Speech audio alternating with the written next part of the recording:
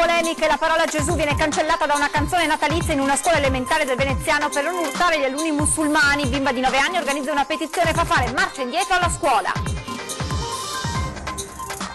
Processo BPV, al via la prima udienza domani, attesa a Palazzo di Giustizia a Vicenza una folla di avvocati e risparmiatori, 6 gli imputati tra i quali Gianni Zonin. Il capo dello Stato Mattarella stamane a Verona per inaugurare l'anno accademico. Il fenomeno dei migranti va gestito non nascosto, dice, ma l'Italia è stata lasciata sola dall'Europa.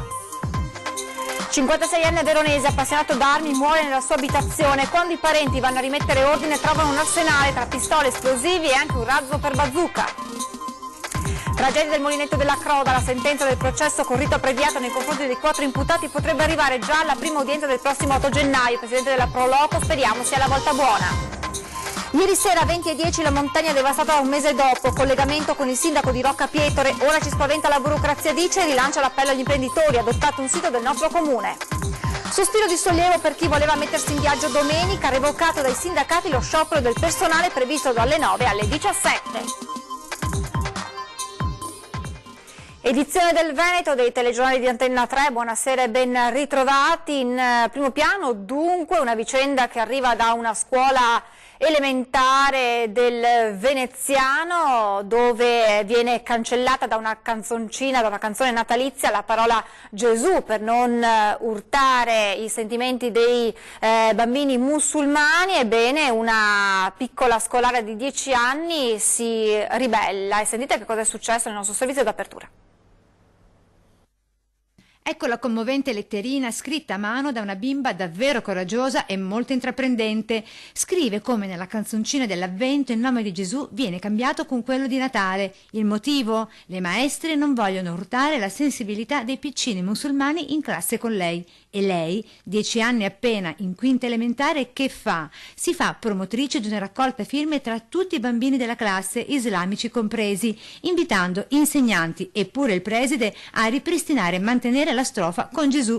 L'episodio è raccontato dalla mamma, dall'intraprendente bambina al consigliere regionale Alberto Semenzato della Lega Nord. È da un'ora e mezza che ho chiamate da tutti i giornali, da tutte le testate nazionali, e sinceramente questo non me l'aspettavo, non se l'aspettava nemmeno la mamma di questa bambina, perché è un po' anche impressionata, diciamo, da tutto questo can che sta montando. Una bimba davvero coraggiosa, di più la sua purezza d'animo ha vinto contro il delirio ideologico e laico di chi avrebbe voluto privarla del Natale, aggiunge l'assessore regionale Elena Donazzan. In questo caso le maestre hanno preso atto che la maggioranza dei bambini hanno deciso che la parola Natale non deve sostituire la parola Gesù nella recita. Punto, tutto qua.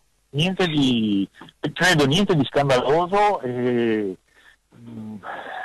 Parliamo di democrazia e qui parliamo di bambini proprio minorenni che fanno le classi elementari. Vicenda che racconta come la piccina da alunna sia salita in cattedra, trasformandosi di fatto in maestra delle sue stesse insegnanti. Sì, grazie a questa bambina è stata introdotta. Io vorrei che tutte quante quelle scuole del nostro territorio italiano, che sono cristiane, diciamo, portassero nelle classi queste petizioni dove la maggioranza si esprime se farle o non farle, ma essendo appunto noi cristiani penso che sia giusto farle.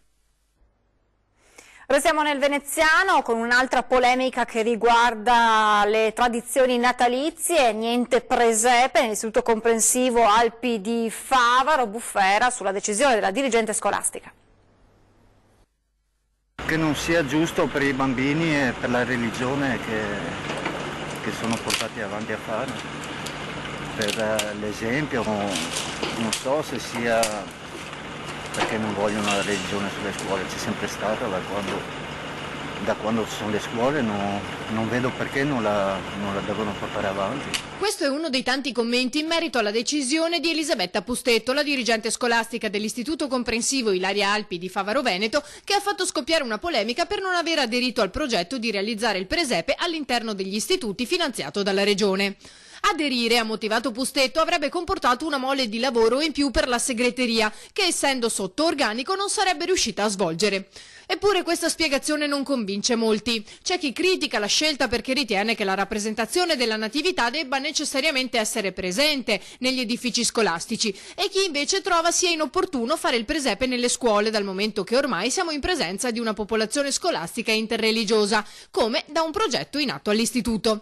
Secondo il presidente della municipalità però si è sollevato un polverone troppo grande. E sono dispiaciuto per diversi motivi. Il primo motivo sicuramente è quello che con l'Istituto Comprensivo Ilaria Alpi abbiamo sempre collaborato e quindi credo che alla base di tutto ci sia un grande fraintendimento, un misunderstanding. Leggo sul giornale, apprendo dai giornali che c'era un problema di organico perché la scuola non era in grado a livello di organico di supportare il bando regionale. Beh, evidentemente se ci fosse stato un dialogo un po' più esteso, probabilmente si sarebbe risolto anche il problema. Non credo che sia da tirare in mezzo in questa vicenda il multietnicismo, il multiculturalismo, perché credo che un presepio non arrechi pregiudizio a nessuno, nel senso che è evidente che anche se uno è di un'altra religione si gira dall'altra parte, fa a meno di guardarlo, però il presepio fa parte della nostra tradizione, è un simbolo della nostra tradizione. Il progetto regionale, criticato da parte dell'opposizione, prevede un contributo di 250 euro per gli istituti che vi aderiscono esponendo un presepe. Se la dirigente non cambierà idea, io metto a disposizione il municipio, per cui nei prossimi giorni lancerò un appello pubblico per quanti vogliono partecipare, sia genitori che bambini. Chi vuole portare una statuetta è libero di farlo. Facciamo un grande presepio, dentro il municipio, apro le spalanco, le porte, se vogliono venire sono tutti ben accetti, facciamo un bellissimo presepio all'interno del municipio. Processo BPV, domani al via la prima udienza, attesa in tribunale a Vicenza una folla di avvocati e risparmiatori. Crack BPV, inizia domani l'atteso maxi processo per il dissesto dell'Istituto di Credito Vicentino e a Palazzo di Giustizia sono attese le folle, non tanto e non solo di risparmiatori traditi quanto di avvocati. Sarebbe infatti attesa la costituzione di parte civile di numerosi altri azionisti o correntisti, oltre ai 5.000 che lo hanno già fatto durante l'udienza preliminare. Nuove costituzioni che saranno ricevute fino al 15 dicembre. 6, ricordiamo gli imputati, dalla stessa banca il suo presidente Gianni Zonin, 3 ex vice direttori, un membro del consiglio d'amministrazione e un dipendente. Numeri importanti che fanno temere alle associazioni dei risparmiatori un lungo fiume di udienze con rischio della prescrizione in agguato. Oggi a Verona il vice premier Luigi Di Maio ha parlato del percorso per l'autonomia del Veneto, ci stiamo lavorando, ha detto, è piena intenzione di tutto il governo rispettare il referendum sull'autonomia. Per il ministro del lavoro è solo questione di mettere insieme tutti quelli che sono gli aspetti dei singoli ministeri che possono realmente favorire il processo di autonomia del Veneto che viene da una votazione popolare. È una materia complessa, ha concluso Di Maio, e tutti i ministeri sono interessati, stiamo facendo il prima possibile. Il leader del Movimento 5 Stelle ha detto di auspicare che l'iter si concluda entro fine anno. A Verona questa mattina anche il capo dello Stato Sergio Mattarella, che ha preso parte all'inaugurazione dell'anno accademico, tra i temi affrontati quello dell'immigrazione. Il ruolo fondamentale della cultura e la questione migranti sono i due temi che principalmente il Presidente della Repubblica Sergio Mattarella ha toccato durante il suo intervento in occasione dell'inaugurazione dell'anno accademico all'Università di Verona. Collegandosi agli interventi di chi lo ha preceduto sul palco, il Capo dello Stato ha sottolineato come la cultura aperta, produttrice di spirito critico, sia indispensabile in una società che vuole contare. All'esigenza di fare uscire la cultura dall'Ateneo, portarla ovunque, anche, perché no, nelle osterie, per diffonderla, perché questo è il ruolo della cultura.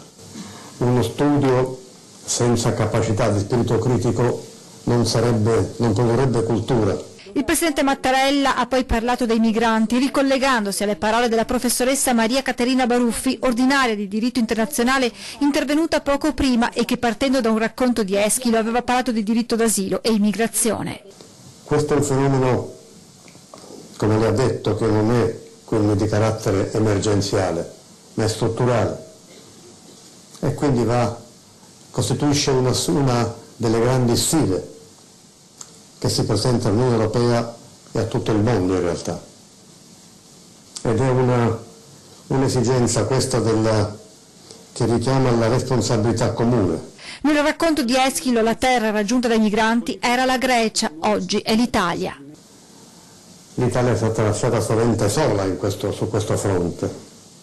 È quello che l'Italia ha chiesto e chiede in questi anni, con governi di diverso orientamento, connotazione e composizione politica, è proprio che l'Unione Europea assuma, come lei ha auspicato poc'anzi, in maniera concreta, nella sua dimensione continentale, insieme, come Unione, il governo di questo problema.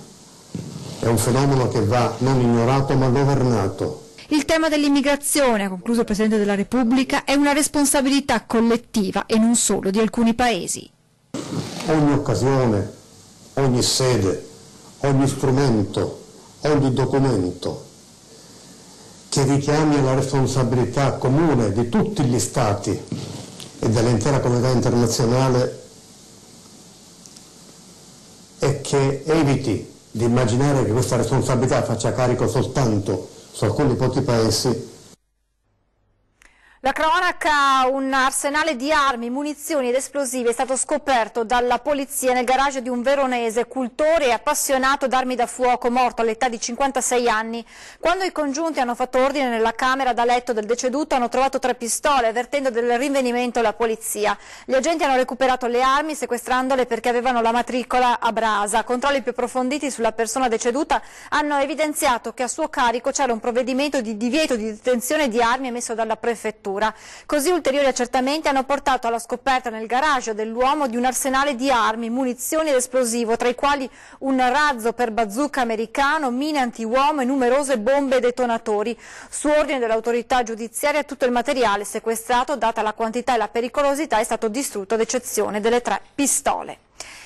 Tragedia del Molinetto della Croda a Refrontolo. La sentenza del processo con rito abbreviato nei confronti dei 4 imputati potrebbe arrivare il prossimo 8 gennaio. Speriamo questa sia la volta buona. Così Walter Scapol, presidente della Proloco di Refrontolo, raggiunto telefonicamente, rilascia quest'unica dichiarazione. Lui è uno dei 4 indagati per la tragedia del Molinetto della Croda che l'8 gennaio andranno a processo con rito abbreviato. Insieme a Scapol anche un geologo e 2 architetti. Quel 2 agosto del 2014 il torrente Lierza, ingrossato da un'improvvisa ondata di maltempo, tracimò, investendo il tendone dove in quel momento era in corso la festa dei Iomi. 4 persone persero la vita, trascinate dall'acqua e dal fango. Fabrizio Bortolin, Maurizio Lotto, Giannino Breda e Luciano Stella. Disastro colposo e omicidio colposo, le ipotesi di reato a vario titolo nei confronti dei 4 indagati. Per il consulente nominato dal GUP, Angelo Mascolo, le precipitazioni di quel 2 agosto che provocarono lo straripamento del torrente furono un evento imprevedibile. Diversa la posizione del sostituto procuratore Mara De Donà, secondo la quale nell'area del Molinetto mancava una segnaletica che avvertisse del pericolo potenziale in caso di abbondanti piogge e la zona non era stata segnalata come a rischio idrogeologico, questione quest'ultima contestata dalle difese. I 4 indagati hanno sempre espresso la loro totale estraneità ai fatti contestati. L'8 gennaio è attesa la sentenza del processo e solo in questa data la famiglia di Maurizio Lotto deciderà se confermare o meno la propria costituzione come parte civile. L'enorme quantità di legname grezzo o semilavorato da spostare fuori provincia dopo l'uragano di fine ottobre suggerisce che si ripristini anche temporaneamente il servizio merci sulle linee ferroviarie bellunesi. La proposta del deputato bellunese Roger De Menec del Partito Democratico, preoccupato che le migliaia di tonnellate di legname recuperato dai milioni di alberi abbattuti dal vento contribuisca per intasare le strade. La possibilità che migliaia di camion in più percorrano quotidianamente le nostre strade per il prossimo anno e mezzo è concreta, afferma De Menec. Avremo più traffico su una viabilità già molto intasata con maggiori pericoli e un aumento conseguente dell'inquinamento. Bisogna fare presto, ma per quanto veloci saremo ci vorrà oltre un anno. Dal punto di vista logistico bisognerà, conclude De Menec, costruire delle grandi zone di stoccaggio e io dico che devono essere realizzate vicino a stazioni come per esempio Calalzo, Longarone, Ponte nelle Alpi e Sedico. E a proposito del maltempo, un mese dopo la devastazione, ieri sera 20:10 si è parlato della ricostruzione del post emergenza. In collegamento in diretta il sindaco di uno dei paesi simboli, Rocca Pietore, sindaco che ha detto ora ci spaventa la burocrazia, e poi ha rinnovato l'appello agli imprenditori, ha adottato un sito, ha detto, del nostro comune. Ci vorrebbero 100 anni se dovessimo puntare solo a sistemare le cose con il nostro bilancio comunale, che è attorno ai 5-6 milioni all'anno. Un bilancio ordinario di un comune di 1200 abitanti o poco più, insomma, perché invece io conto molto su una macchina che si deve mettere in moto a livello statale, regionale, ma anche oggi ho fatto una provocazione sulla stampa dicendo: perché gli imprenditori con una certa possibilità economica non adottano un sito dolomitico, visto che siamo patrimonio mondiale dell'umanità, visto che riuscirebbero anche ad avere un certo ritorno mediatico, un certo ritorno anche di immagine sulle loro aziende, adottare un sito, e mi vengono in mente i miei, sempre parlo per il mio comune, i serrai di Sottoguda. Sarebbe un'idea, assieme a un contributo pubblico, unire anche un contributo privato, cosa che ci permetterebbe probabilmente di accelerare anche i tempi di ristrutturazione dei nostri siti. Ma c'è anche il lago di Alleghe che versa in condizioni pietose, lago di Alleghe che è mezzo in comune di Rocca Pietore e che ci preoccupa non poco, perché è un patentino da visita, è un biglietto da visita importante per tutta la vallata dell'Alto Cordevole e dell'Alto Gordino. Cosa la spaventa di più? A me spaventa di più adesso la burocrazia. Ho grande fiducia nel commissario che è il nostro governatore, ho grande fiducia anche nei soggetti attuatori che ha nominato, in quanto sono tutte persone che dirigono gli enti preposti per fare i lavori, quindi Genio Civile, Veneto Strade, eccetera eccetera. Mi fa paura la burocrazia all'italiana, perché sappiamo bene che essere una macchina marchingegnosa e lenta, spesso inamovibile. Io credo che il Veneto anche in questo caso possa dimostrare di essere in grado di muoverla nel miglior modo possibile. E tra i territori colpiti dall'ondata di maltempo di fine ottobre inizio novembre anche l'altopiano di Asiago, che ha stretto un patto di solidarietà con il comune di Carmignano a disposizione dei cittadini durante gli eventi di un dicembre culturale, dei biglietti solidali. Il ricavato sarà interamente devoluto ai 7 comuni danneggiati dalle piogge. Vicinanza fisica a una mezz'oretta di viaggio, vicinanza nella fatica. Il comune di Carmignano di Brenta ha idealmente adottato tutti i 7 comuni dell'Unione Montana Spettabile Reggenza colpiti duramente dall'uragano di fine ottobre. In una notte perso legname per 7 anni di lavoro, racconta il presidente dell'Unione e sindaco di Gaglio, Emanuele Munari. Gli amici si aiutano quando c'è una difficoltà, ed ecco allora che Carmignano lancia un patto durante le 41 iniziative del dicembre culturale, proponendo l'acquisto di biglietti di una lotteria, in premio un viaggio, il cui ricavato andrà tutto all'altopiano. Sì, la cultura che genera la solidarietà è un po' il motto che accompagnerà, insomma, questi eventi natalizi, e porterà appunto maggiore solidarietà a tutti i cittadini dell'altopiano, ma soprattutto a quella devastazione che abbiamo visto tutti circa un mese fa. Con grande favore, ma soprattutto con grande emozione, perché vedere la vicinanza di colleghi sindaci, come in questo caso Alessandro Bollis, sindaco di Carmignano, e tutta la sua giunta, fa veramente emozionare, fa venire la pelle d'oca, perché vuol dire che gli amici ci sono, i sindaci amici ci sono, e la solidarietà fra di noi è molto importante. Questo rinsalderà veramente il nostro rapporto, il rapporto fra i comuni, fra la pianura e la montagna, che entrambi hanno necessità l'un dell'altro. Anche il comune di Carmignano parteciperà con una donazione. Non solo faremo questa azione appunto nel promuovere la cultura e fare solidarietà, ma anche il comune di Carmignano di Brenta, con un proprio atto deliberativo di giunta, darà un contributo all'altopiano nel conto corrente della comunità montana, della Spettabile Reggenza della comunità montana. Ci fermiamo per pochissimi istanti di pubblicità, tra poco.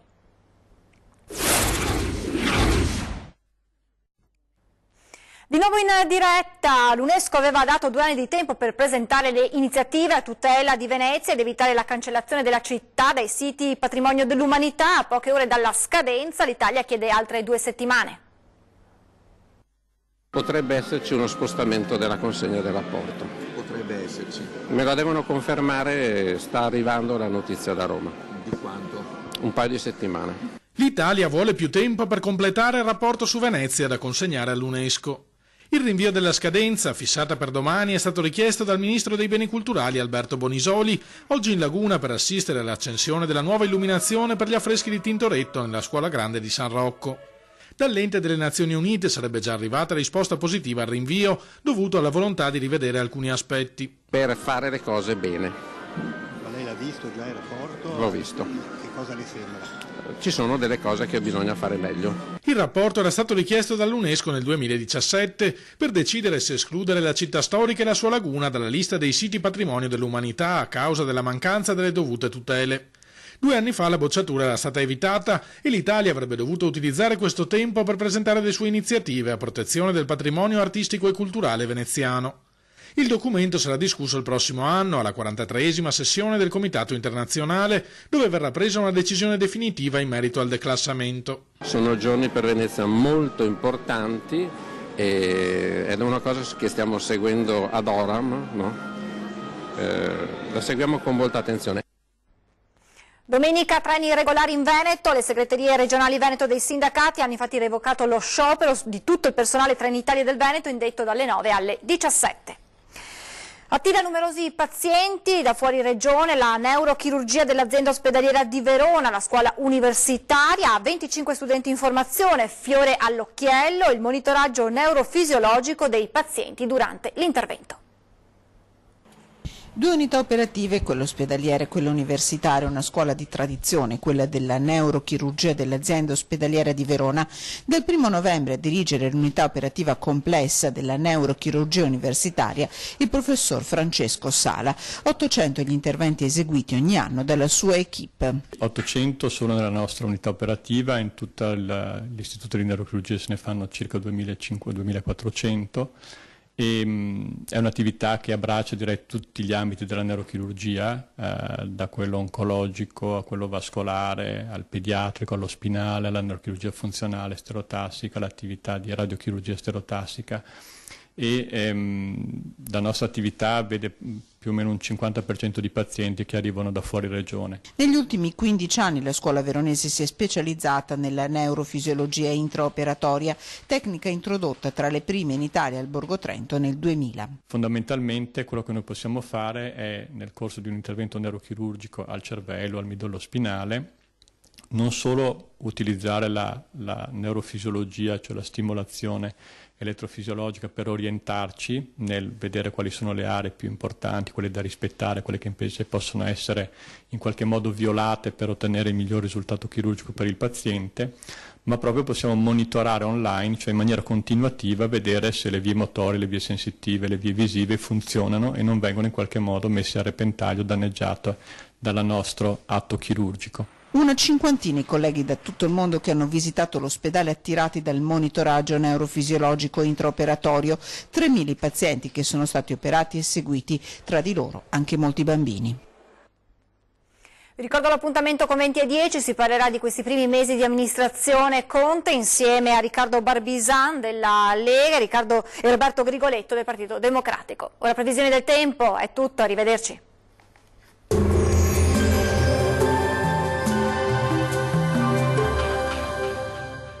Ben ritrovati al meteo. Pressione in aumento sulle nostre regioni, bel tempo sul Triveneto. Vediamo il dettaglio. Sul Veneto sarà asciutto e decisamente anche soleggiato un po' su tutti i settori, con il cielo che si presenterà sereno o al massimo poco nuvoloso. Non sono attese precipitazioni particolarmente degne di nota, possibili soltanto locali foschie al mattino. Temperature minime tra lo 0 e i 2 gradi. Valori massimi compresi invece tra 6 e 8 gradi. Vediamo ora che tempo farà sul Friuli Venezia Giulia. Anche in questo caso sarà una giornata all'insegna del bel tempo. Sulla nostra regione infatti sarà ampiamente soleggiato, il sole quindi la farà da padrone. Il cielo sarà al massimo poco nuvoloso, innocui addensamenti solamente sui monti. Temperature minime tra lo 0 e i 2 gradi. Valori massimi oscillanti invece tra 7 e 10 gradi circa. Vediamo infine la situazione meteorologica del Trentino Alto Adige. Tempo in genere asciutto e stabile anche sulla nostra regione, tuttavia con qualche foschia nella prima parte della giornata sui settori di confine. Ampio soleggiamento altrove con cielo sereno o poco nuvoloso. Temperature minime comprese tra lo 0 e i 2 gradi. Valori massimi oscillanti invece tra 7 e 11 gradi circa. Dal meteo di Antenna 3 per ora è tutto. Arrivederci al prossimo aggiornamento.